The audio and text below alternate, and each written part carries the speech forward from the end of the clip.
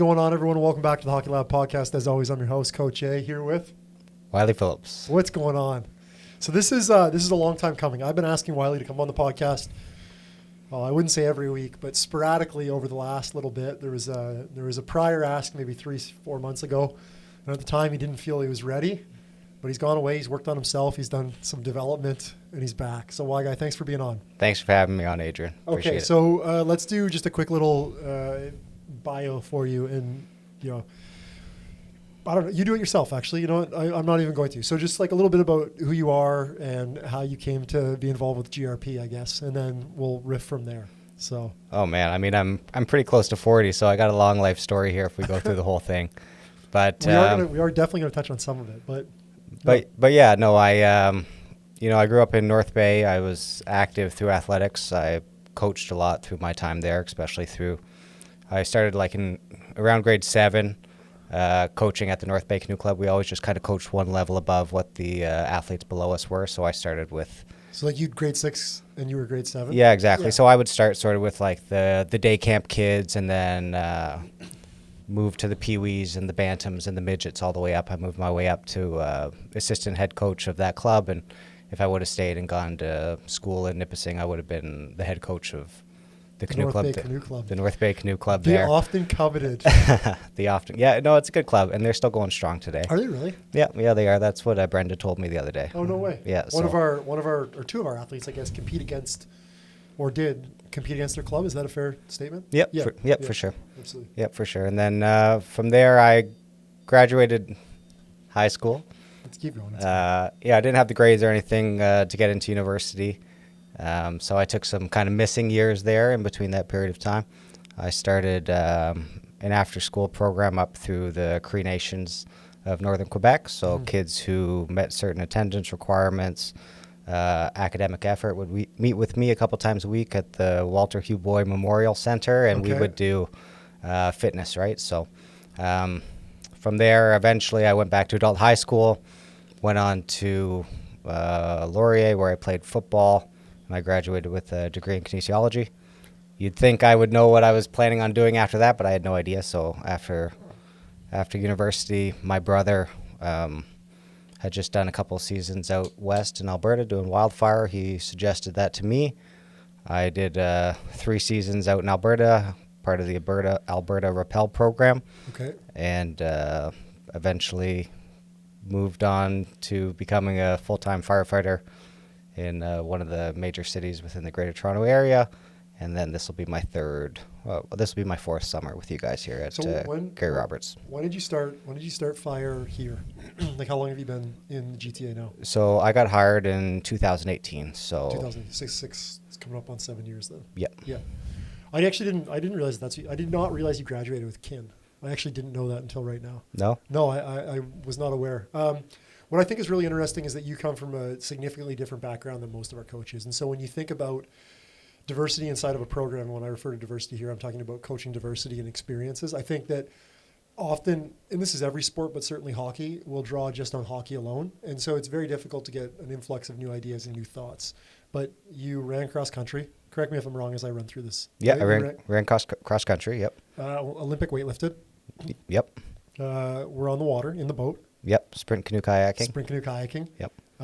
What else in that period? Played football, obviously. Yeah, I played football during that period. So I participated primarily in the sports that were provided through the public education system. So starting through grade school on, cross-country skiing, track and field. I played volleyball. Right. Played some soccer.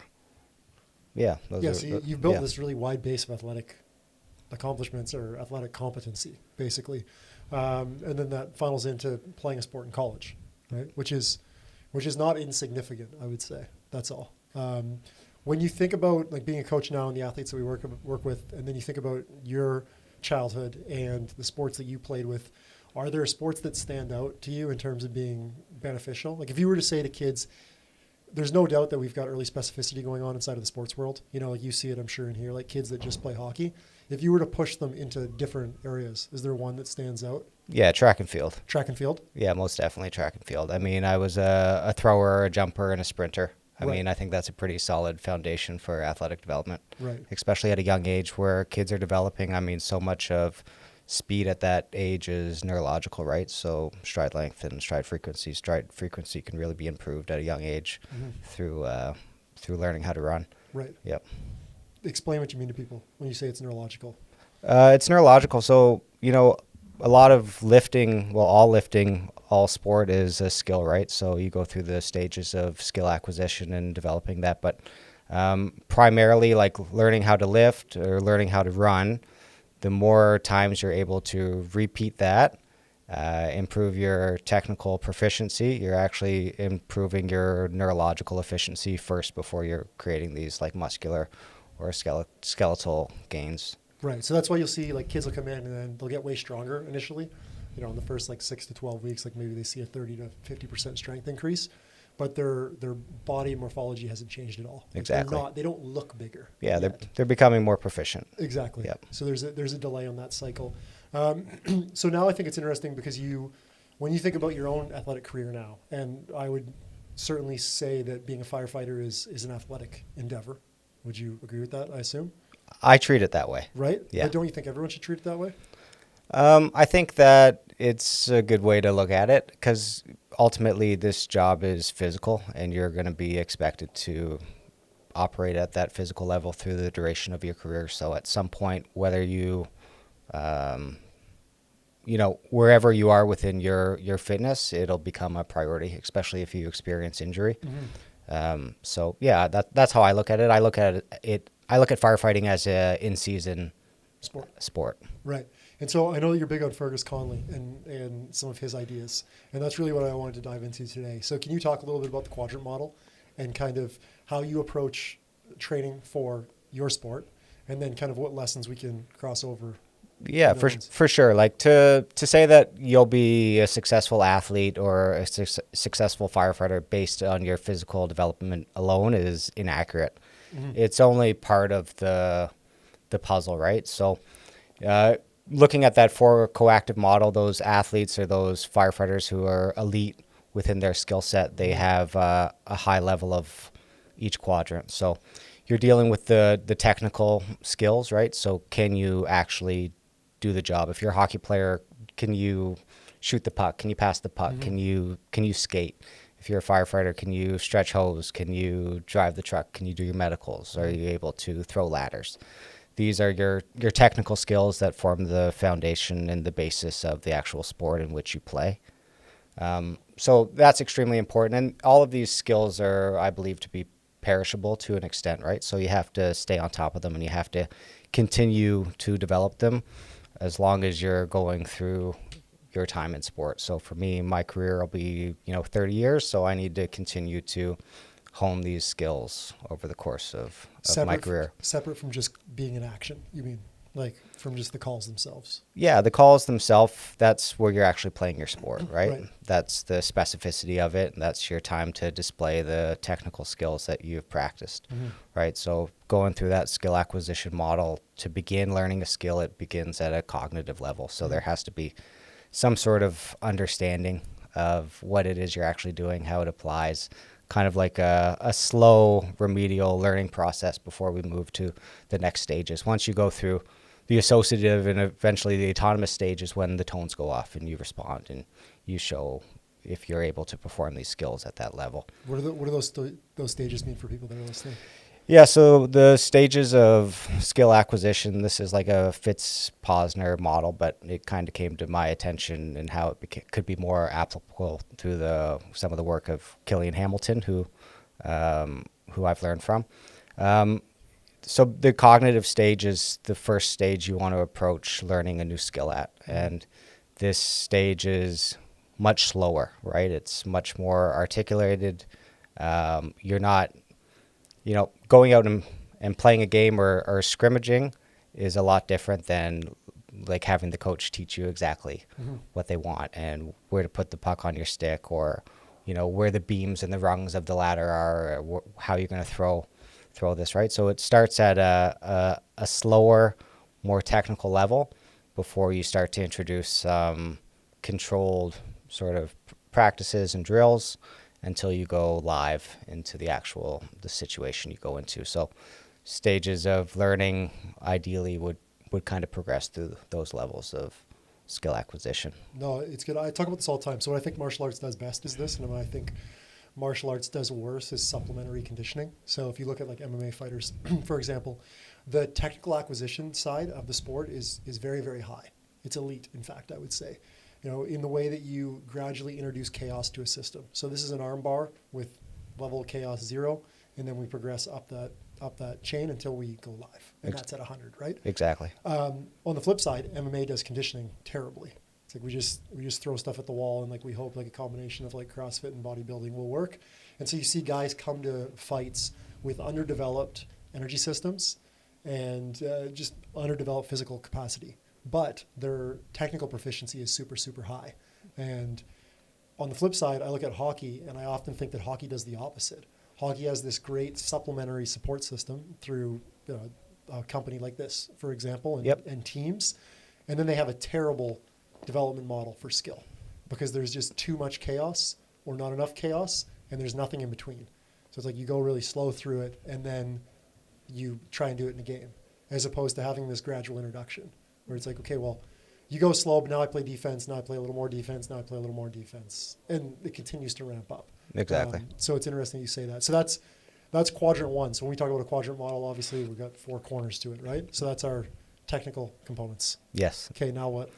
We can move to the tactical components of it, right? So speaking within my profession of firefighting, I'm extremely lucky to work on a great crew with captains I trust and firefighters who are more senior than me and bring a lot to the table. So the arena in which we operate in is homes, right? So building construction is a huge component to this. And this is an area where having guys on your crew who come from a trades background bring a lot to the table because they're able to sort of see the area in which the game is played and see it at a much higher level. So the tactical skills go into, understanding your area, the city you work in, the population you work in, where you fit within the actual truck. So every seat on the truck has different roles and responsibilities based on that day. So where I'm seated and which truck I'm seated on changes my roles and responsibilities to a degree for how that day is going to play out, depending on what type of calls we're experiencing throughout the day. So the tactical level is the bigger picture, right? So ultimately the captains operate at that higher level of decision making, but it's good to be able to think of these things as well and to be able to see the big picture within the game so you're able to execute those technical skills. But you guys drive different trucks depending on the day, right? Yeah, so the station I operate out of, we're a 2-truck haul. We're a hazmat station as well. So we have a pumper and an aerial. There's 3. Pumper being the one that pumps water, aerial being the one with the ladder? Exactly. Okay. Yeah, exactly. Yeah. And hazmat being? Hazmat, we respond to any hazmat scenarios. But you could take either truck to it? We will. Or you have a third one? We'll drive a third truck, hazmat truck, truck. with all of our hazmat equipment on it. Yeah, and so there's 3 positions we can sit through the day, and we just rotate through all those positions. So I know that different cities and different provinces and states may operate differently, but the way that we operate is we're expected to fill each of those roles, whether you're a driver, whether you're on the back where you're like a nozzle position, or you're on the other seat of the back where you're the hydrant position. And each of these positions have different roles and responsibilities for each sort of medical or motor vehicle collision, fire, high-rise fire. Whatever emergency, yeah. Yeah, so then if you're thinking about taking that same idea and applying it to an athletic setting, it's like, okay, well, you need to have a good understanding of the entire game. Exactly. How the whole game's played. Yeah, your position, where you fit within the ice, what period it is. I'm not a hockey guy, right? But you need a full understanding of the game to be able to execute your skills. Who you're playing, how they play the game. I think when you talked about like city and demographics, that's an important thing, right? So if you're in like the Midwest compared to Toronto, like we've got two drastically different situations. Most right? certainly, yeah. Yeah, like the buildings you're responding to, the material they're constructed out of, the number of people that you would see inside of a home, like et cetera, et cetera, et cetera. Exactly. So Yep. yeah, when you're approaching any sort of athletic event, it's not dissimilar. Like where am I playing? What impact does that have? Like even things like the arena and the audience and the crowd, it's like, okay, well, depending on where you are, there's various levels of hostility, and the impact that has on an emotional perspective matters as well. And then what I think is interesting is you rotate positions, so even when you're not on that position, you have a good understanding of what that person is trying to accomplish and then how to work in support. And so for players listening, I think it's not just, you should know more than just what you're doing on the ice. Like you should know what the objectives are of every other player on the ice, because if you know their objectives, then you could support their objectives. Yeah. Is that an accurate statement? Yeah, absolutely. And I think the elite level players know that, right? That's why we work in teams. And that's how we operate. We're helping everybody and getting help from everybody at the same time. And then so technical, tactical, where we go from there? From there, we move to the psychological domain, right? Right. So this is maybe harder to quantify, but each athlete deals with this at their own level. And this goes to, levels of confidence, self-awareness, emotional regulation. We operate within a team environment. So a large majority of my job is just being able to get along with people, whether that be the public we're serving or the crew that I'm with for 24 hours. So, yeah, the psychological is very important, and all of these quadrants like feed into each other. We chatted about this a little bit last week, or maybe it must have been late last week. Just about the impact that actually has. You're going to these high stress situations day after day after day after day, and that if you don't have some sort of like model of thinking and understanding, then it becomes a bit of a challenge. And you said something that I thought was amazing. If you don't want to elaborate on it, no problem. But you were just talking about how you don't make or break days, basically. Like you do what your job is, and you do what's best, but the end outcome is not solely based on your action. Is that, I'm doing a bastardized version, but I think that's, if you're, you can't always control the outcome. Right. You can't always control the outcome of the game. Obviously, you want to win, you want to score, you want to make a difference. But if you're doing everything to your highest level, your attitude, your effort, your focus is there, you're executing at the highest level. Hopefully everything goes well, but there's a chance that things don't work out the way you want them to as well, right? And in an emergency situation, we didn't cause the emergency, right? We've come to responded. We're responding. We've come there to help, and it's great when you're able to leave and things have gone well and you've made a difference. And sometimes the outcomes don't always go the way you want them, but if you've executed as a team to your level of training and professionalism, then you can kind of live with the way you've acted and responded. Yeah, that's not insignificant for people listening. It really isn't. Like it's if you can adopt that attitude, like sports is pretend, right? Like let's just be very clear. Like sports, even at the top level, is grown humans playing children's games, and people hearing this might not like that, but that is a fact. Some games have higher consequences for your physicality versus others.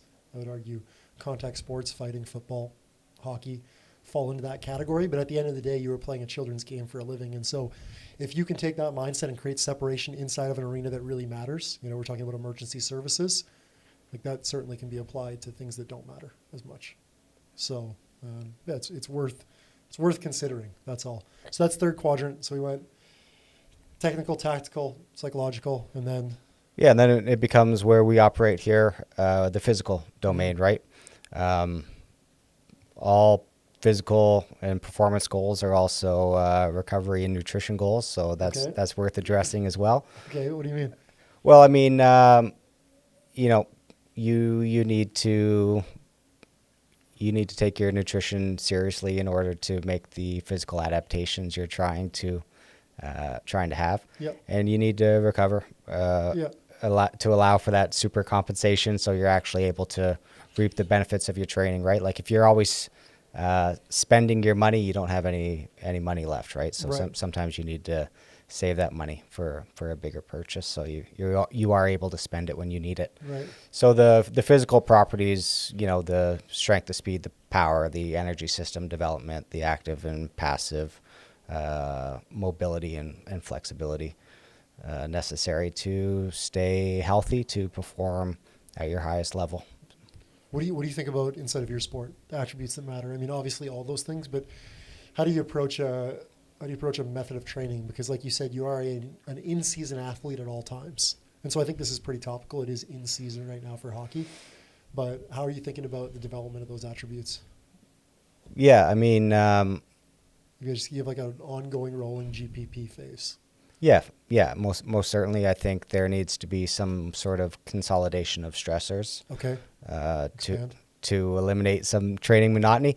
So that just means like, trying to keep going on a high, low, medium model of training, right? Every day can't be a high day, or else you're going to burn out. Mm-hmm. You're going to get injured. You're training. You may get on a good run of training, but it's hard to maintain that consistency of training, especially, you're going to get sick, you're going to get burnt out, especially when you're dealing with things like sleep deprivation. So I think it's good, the way I choose to look at it, and it's not the only way to look at it, but is to try to keep your high days high. So the days that I am on shift, I consider those in my mind to be like a game day. I know that that's going to be a higher stress. So following a high stress day, what do I do the next day? I recover, right? Whether that's cardiac output method, walk the dog, do some mobility. But you mean even in terms of your training? Like if you're on shift working, will you train hard that day? We do. On my crew, we do, yeah. Like obviously time permitting. Like I understand that's time permitting. And, if we get kind of beat up in the morning with heavy calls, it may adjust training later in the day. But if I were to just not train on days that I work, I would be missing, 14 days a month with days I'm on shift and then days I'm recovering from shift, right? So it would affect my training, and I love to train. So, and our captains support it and our department supports it. So yeah, days I'm on shift, I train. And then the day after, low recovery. And then you guys are fortunate in that you know your schedule, right? It's set and it repeats on a cadence, which isn't dissimilar to a lot of our players. Maybe it's not the same repetition, but typically you play on these days, you practice on these days. Like you have a good rough general framework. So then how do you backfill those other days through? Like, what are you thinking about? Yeah, backfilling those other days. So I kind of have taken a lot of inspiration from basketball. Okay. So coaches like Corey Schlesinger and Daniel Bove, the microdosing system and the quadrant, another quadrant. An additional quadrant. An additional quadrant, yeah. Wylie Phillips is just full of quads. Just quads. Yeah, they're just overlaying, they're overlapping. Yeah, but stressors, right? So you need to factor in the allostatic load of your life. So allostatic load is the accumulation of all stressors. I think it's a very important concept that people miss. I really do, especially in sports. Yeah, so everything in your life is going to stress you out to a certain degree, right? Sleep, family, finances, relationships, training is a stress, work is a stress, school's a stress. Mm-hmm. All of these things Your coach yelling at you. Yeah, exactly, right?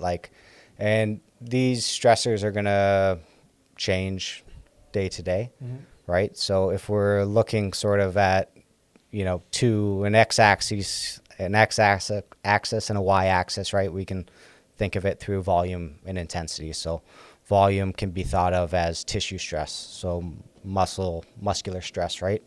Whereas intensity can be thought of as neurological stress. Mm-hmm. So we understand that through training that certain styles of training are going to affect each of these systems differently. So, sorry, good example before we go on. So we're going to use the example of lower body training because I think it's an easy illustrator.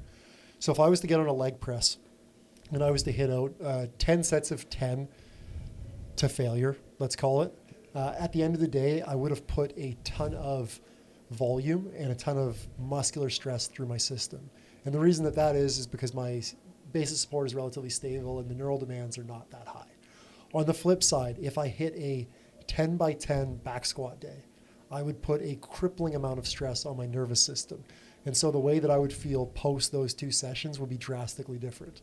And I think it's just an important illustration. Please keep going. Yeah, exactly. So, and the thing too is like training is for everyone. So within these concepts, you can progress it or you can regress it to the level of the athlete. So I don't want to, say all these things and make it sound overwhelming for somebody getting into it. But yeah, like exactly what you said, like to traditional sort of bodybuilding work where there's higher levels of stability, that's going to be more tissue stress and less neural stress. Powerlifting, sprinting.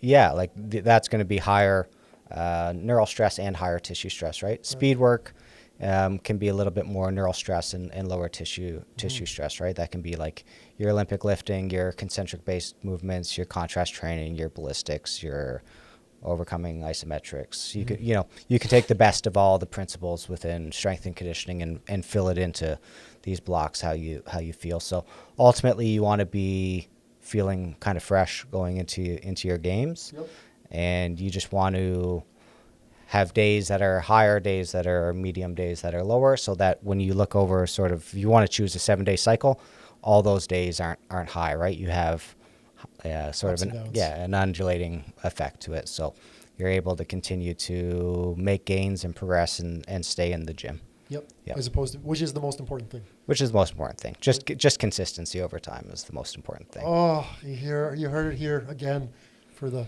6,000th time, folks. Yeah, that's it. One day won't make it, but one day can break it. Yeah. Yep. Yeah. You don't win titles in one day, but you lose them. So that's amazing. What do you think, I don't know, now that you've had an opportunity to get a lens into this world a little bit, like what surprised you when you got into the hockey sports performance world? Yeah, I mean, I don't know if anything really surprised me about, joining the hockey world. I mean, it's just been learning primarily about the actual sport of hockey and just how much these athletes are going through, how often they're practicing and playing. It's an obscene sport in that regard. Yeah, it's a lot. Like it's a lot, and especially at this younger age, dealing with young athletes. Like I've been working with that 09 group now for a couple years, and into their draft year now for them. Yeah, which is very exciting, and they've been doing a lot for a long time. So it's having time, I think, away from the ice is what I like to see. You know what I mean? Time away from the ice, time to actually focus on their physical development and make those gains so that they can carry it through. And then the season's so long, the athletes need to be training in season. Yeah. It's basically a non-starter. Like it has to happen. It has to happen. Yeah, it has to happen because, 2-3 months of the summer is not a long enough time to establish enough adaptations to last you through a whole season. We understand the concept of training residuals. Training residuals only work if you have those adaptations to hang on to.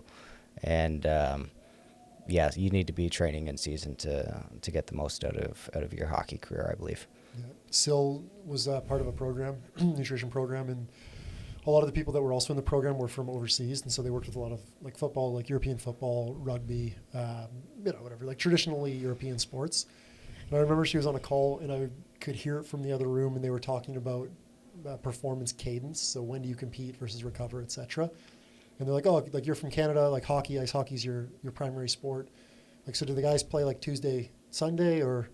And she was explaining to them the frequency of competition and the frequency of practices, and they were blown away. And this is like a sports nutrition community. These are people working with the top rugby athletes in the world, the top footballers in the world. Yeah. And it was just it was shocking to them how often guys have to get up and play. Yeah. Another thing that thinking about that is early specialization. Yep. You just see how many athletes are focused on hockey and hockey alone at such a young age. That was pretty surprising for me to see. Just because of your background? Yeah, just just based off my background and also just you know, to kind of hear of some of the injuries that kind of go on with players, especially at younger ages. That was something that I just don't remember from my time growing up. From my time growing back up. in the day. Back in the day. In North Bay. That's right. Wicked. Buddy, this has been awesome. Thank you for being on. Yeah, thanks for having me, Adrian. Is there anything that I didn't ask you that you wish I had? Nope. That's it? That's a wrap? Yeah. Awesome. Okay, well, ladies and gentlemen, Wylie Phillips, the best coach you haven't heard of, but you now have. So thanks for being on. I think there's a ton of great lessons here. And I think that anytime you can take an influence from somewhere else and apply it to your sport, it goes a long way. So appreciate your time. Thanks for having me. Thanks, Moff.